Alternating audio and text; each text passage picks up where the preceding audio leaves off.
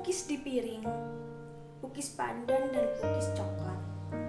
Pak Lupi mesti merelakan pukis kesukaannya tinggal kenangan. Kenangan yang kelak menjelma kerinduan tak bertepi. Kenangan perihal pukis mungil 4 hingga 5 biji yang disajikan ibunya tiap jarum jam menunjukkan pukul 6:30 pagi. Saat Pak Lupi keluar dari kamarnya sambil menenteng tas laptop dan wajah sembab sisa tidur semalam, disambung tidur ayam selepas subuh. Belum mandi, hanya menggosok gigi dan mencuci wajah. Lalu Pak Lupi akan duduk menggelongsor di teras, sibuk dengan laptopnya dan sesekali pukisnya, juga kopi hitam kental. Kemana perginya pukis pagi ini? Pukis tak ada di atas piring, pukis tak ada di lemari. Pukis Pak Lupi datang dan pergi sesuka hati bersama kenangan tentang ibunya, tentang teras rumah tempatnya menggelongsor dari pagi hingga siang berangsur terik, sebelum terpaksa pindah dalam atau taman kecil di belakang rumah, tentang kubang bersama yang ia sebut keluarga. Rasanya, baru kemarin lidah Pak Lupi menikmati pukis. Baru kemarin Pak Lupi menggelongsor di lantai hitam teras rumah. Tapi hari ini, Pak Lupi tak lagi sama. Ingatan Pak Lupi tentang hari-hari kemarin sekental kopi hitam kesukaannya. Saat bapaknya yang tinggi besar berdiri tak jauh dari tempatnya menggelongsor. Dengan wajah yang akrab sekaligus asing. Sebab wajah itu berias berang yang terlampau kesumat. Kamu ini mau jadi apa? Disekolahkan susah-susah sampai jadi sarjana, suruh kerja saja tidak mau. Apa bapak perlu membanting laptopmu itu biar kamu tidak setiap hari menghabiskan waktu cuma buat memelototi layar? Pak Lupi buru-buru mematikan laptopnya meski ia tak sempat menutup layar.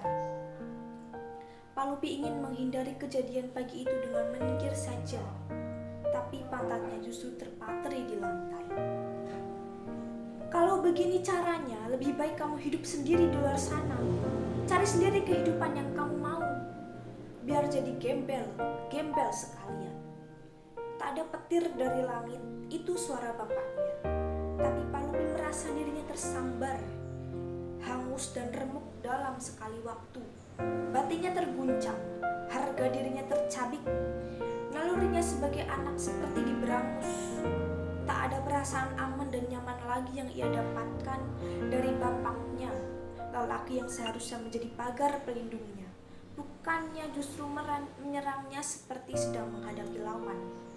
Pak Lupi terisak meski tak ingin. Ia yakin takdirnya tak selemah itu.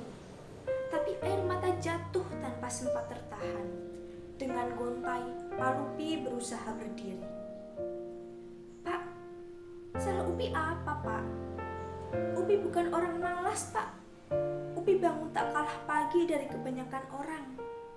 Upi bahkan kerap terjaga saat orang-orang di luar sana, termasuk Bapak, sudah terlelap berjam-jam. Upi juga berusaha cari uang biar bisa mandiri dan tak jadi tanggungan Bapak lagi. Tapi cari uang tak harus dengan melamar kerja di perusahaan-perusahaan atau antri pendaftaran PNS kan, Pak? Pak Lupi berbicara tegas tapi tak keras. Napasnya tersengal oleh debur gelombang di hatinya dan itu membuat suaranya parau. Upi hanya minta waktu dan kesempatan, Pak. Upi minta Bapak bersabar seperti sabarnya Upi menanti hasil jerih payah Upi sambil terus berusaha. Upi tidak menghabiskan waktu hanya dengan bermain-main laptop, Pak. Upi memang belum berpenghasilan cukup, tapi Upi tidak hanya menganggur, Pak. Upi menulis. Omong kosong.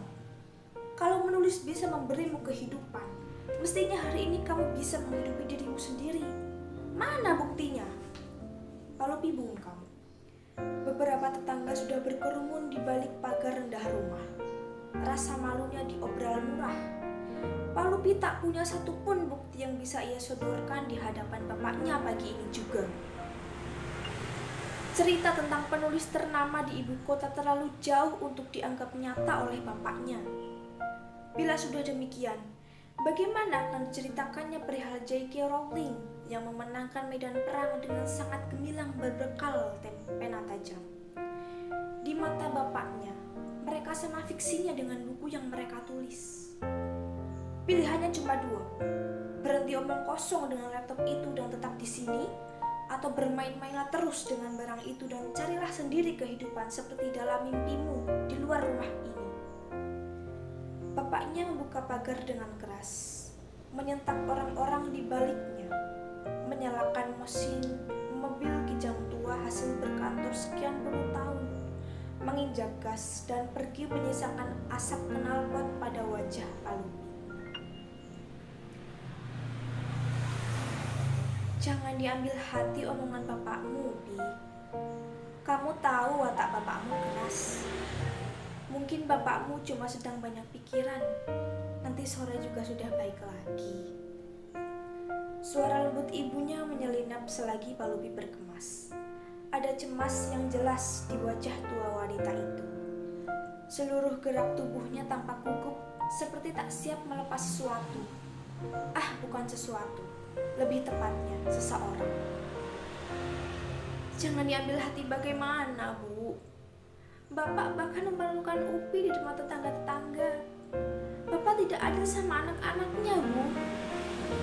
Bapak tidak pernah memaki Mas Ganjar seperti Bapak memaki Upi pagi ini. Padahal Mas Ganjar menganggur 6 tahun demi mengejar cita-cita jadi PNS yang tak pernah kesampaian. Setelah akhirnya Mas Ganjar jadi karyawan swasta, semua dosa Mas Ganjar seakan terampuni. Bapak tak pernah mempermasalahkan 6 tahun menganggurnya Mas Ganjar dan pekerjaan Mas Ganjar yang akhirnya cuma karyawan swasta, bukan PNS. Tapi kenapa Upi disalah-salahkan terus? Padahal Upi baru setahun di wisuda. Bukannya Upi sedang cari pembenaran, tapi kenyataannya teman-teman Upi yang lulus lebih dulu juga hampir semuanya belum dapat kerja. Cari kerja zaman sekarang tidak segampang zaman Bapak saat sarjana masih sedikit, saat sarjana dianggap pintar sekali. Sekarang hampir semua orang punya titel sarjana, bahkan pasca sarjana. Harusnya Bapak paham itu. Bapak kan juga orang kantoran. Palupi terus memasukkan baju-bajunya asal-asalan ke dalam tas. Juga buku-buku yang menjadi hartanya paling berharga. Ia kemas dalam kardus bekas mie instan. Buku-buku Palupi yang ia beli sejak SD sampai yang terakhir 2 bulan lalu dari hasil menabung dalam perut celengan ayam.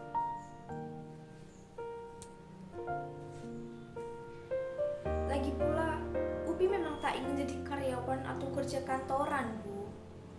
Palupi ingin kerja lepas, jadi penulis profesional. Walau Upi belum bisa bangun rumah gedongan atau punya tabungan miliaran, setidaknya dari 4 anak Bapak, cuma Palupi yang sejak kuliah sudah bisa dapat uang sendiri meski tak punya honor dari cerita yang Upi kirim ke majalah atau koran. Memang uang itu belum cukup untuk makan sebulan, cuma buat beli pulsa atau 1-2 buku kuliah. Tapi Mas Heru, Mbak Siwi, Mas Ganjar, semuanya hanya mengandalkan uang saku dari Bapak 100%. Kurangnya Upi dari Mas Heru, Mbak Siwi sama Mas Ganjar apa, Bu? Upi tidak minta aneh-aneh dari Bapak. Upi tidak minta sepeda motor seperti Mas Heru, tidak minta disekolahkan S2 seperti Mbak Siwi, juga tidak dibiayai nikah seperti Mas Ganjar. Upi cuma minta waktu, kepercayaan, dan dukungan sekadarnya dari Bapak sebagai orang tua, Bu. Tak ada sahutan dari ibunya. Ia hanya duduk di tepi ranjang sambil memandangi Palupi yang terus berkemas. Mengikatkan tali rafia pada kardus-kardus yang jumlahnya lebih banyak ketimbang tas pakaian yang hanya 2 buah. Meja sudah nyaris kosong. Lemari tinggal baju bekas yang tak lagi terpakai. Kamu benar-benar mau pergi, Upi? Suara ibunya menghentikan tangan Palupi yang mengikat tali rafia. Dari posisi berjongkoknya, Palupi memandang ibunya sejenak. Mata itu begitu sayu dan berkaca-kaca. Palupi tak sanggup memandangnya lebih lama. Ia kembali menunduk, menyelesaikan ikatan rafianya yang terakhir. Upi akan cari kos yang murah, Bu. Ibu tidak usah khawatir. Upi Upi masih punya sedikit tabungan, pasti cukup. Sambil menunggu naskah-naskah novel Upi tembus ke penerbit, Upi akan terus menulis cerita pendek dan bersambung untuk koran dan majalah. Mudah-mudahan dimuat dan honornya lumayan. Upi yakin, kalau memang ini sudah saatnya rezeki Upi yang mengalir melalui tangan Bapak terhenti, Tuhan pasti akan membukakan jalan rezeki Upi sendiri. Entah dengan cara seperti apa. Upi tidak akan terlantar di bawah lindungan Tuhan. Masa Tuhan yang ciptakan, Tuhan pula yang telantarkan. Tega sekali. Ibu juga tahu itu kan? Jadi ibu tidak perlu khawatir. Ibunya tak menyahut. Pak Lupi pun tak berani mengangkat wajah. Pak Lupi takut bendungan air matanya kembali jebol di saat hendak pergi seperti ini. Entah jauh, entah dekat. Yang Pak Lupi butuhkan adalah kekuatan dan bukan kecengengan. Pak Lupi baru menengadah saat ia merasa ada yang hilang dari ranjangnya. Ibunya melangkah keluar kamar. Semenit, 2 menit, 3 menit. Ibunya baru kembali saat Pak Lupi tengah duduk beristirahat sejenak di tepi ranjangnya. Lumayan melelahkan ternyata mengemasi barang-barang yang sudah 24 tahun menghuni kamar hanya dalam sekejap waktu. Upi, ibunya duduk lagi di tepi ranjang yang sama, di samping Pak Lupi. Wanita itu menggenggam kedua telapak tangan anaknya yang terkulai di pangkuan. Pak Lupi merasa ada yang mengganjal di genggamannya. Ini, ibu ada sedikit uang, kamu bawa ya. Nanti kalau kamu sudah dapat kos, kabari ibu. Ibu akan kirimkan uang tiap bulan buat kamu jajan. Segaris bening air mata meluncur deras dari tiap-tiap sudut matanya yang penuh kerut. Tidak dulu saat Pak Lupi masih TK, sampai kini usia Pak Lupi 24 tahun. Wanita berusia jelang kepala 6 itu tetap saja mengingat uang jajan untuk anaknya. Pak Lupi tak sanggup lagi berpura-pura kuat. Air matanya tumpah seperti gerimis yang lekas menderas, membasahi kulit keriput di pangkuannya. Tidak usah, Bu. Nanti Bapak marah. Pak Lupi mendorong uang itu kembali pada tangan ibunya. Pak Lupi tahu, itu uang yang diberikan bapaknya untuk belanja sebulan. Ini masih minggu pertama bulan Mei. Tapi ibunya menahan uang segepok yang dililit karet gelang warna merah itu agar tetap di genggaman Pak Lupi. Jangan tolak pemberian ibu, Upi. Kata-kata ibunya membuat Pak Lupi urung mengecewakan wanita itu. Ibu merestui ibu jadi penulis? Ibunya mengangguk. Segaris senyum terlukis di wajahnya, di antara rintik hujan yang terus menetes dari mata tuanya, tempat Upi selalu menemukan dirinya sendiri. Ibu merestui. Ibu meridhoi Upi jadi penulis. Ibu yakin Upi akan jadi penulis hebat suatu saat nanti. Kelak, kalau novel Upi sudah diterbitkan, cepat-cepat beritahu ibu ya. Ibu pasti akan langsung ke toko buku cari novel Upi. Ibu ingin lihat nama Upi di sampul buku. Pak Lupi tercekap. Diciumnya tangan keriput itu dan air mata Pak Lupi menetes. Sebelah tangan keriput itu membelai kepalanya dengan penuh sayang. Sayangnya, inilah saatnya Pak Lupi pergi sebelum bapaknya pulang sebentar lagi. Dipeluknya wanita di hadapannya itu seakan memeluk untuk yang terakhir kali. Upi pasti jadi penulis hebat. Pasti, bisik ibunya. Mei masih sama, itu cerita kemarin. Tapi kemarin adalah 10 tahun yang lalu.